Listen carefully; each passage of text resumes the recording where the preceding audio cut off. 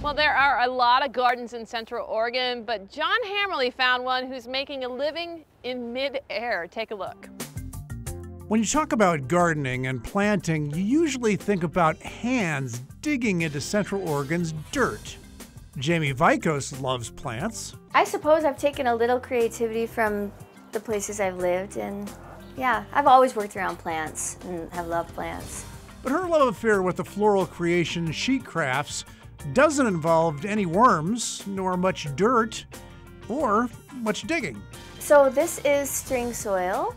The company germinated in Jamie's house a few years back and has been growing, pun intended, like a weed ever since. People started to love the string garden, which is an old Japanese gardening technique, which is, it's called kokidama, moss ball gardening. And so it's kokidama, moss ball. It's literally just a couple different combinations of soil and then literally twined up in moss. Unlike traditional earthbound flowers, Jamie's string soil creations are movable gardens.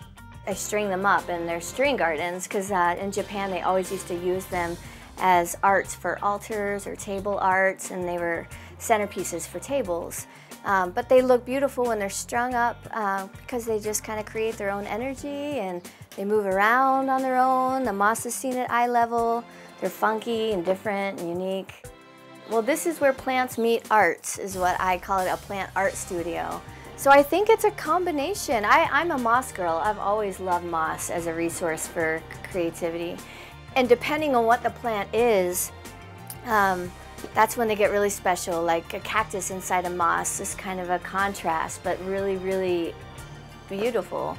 And then the ferns, when you throw the ferns in the moss, there's just something really northwest about it and Asian almost. Jamie admits her learning curve includes a few mid-air near disasters, but things keep looking up. I've had mistakes, and the balls are getting more shaped, and I don't know, it's just becoming a little bit easier as I go along, and I'm learning different tricks that make things faster and easier and different too. I do big trees and big flowering trees that sometimes take 2-3 people even to hang up, big floating trees. But for the most part, no, it's just fun. I somehow ended up with my dream job.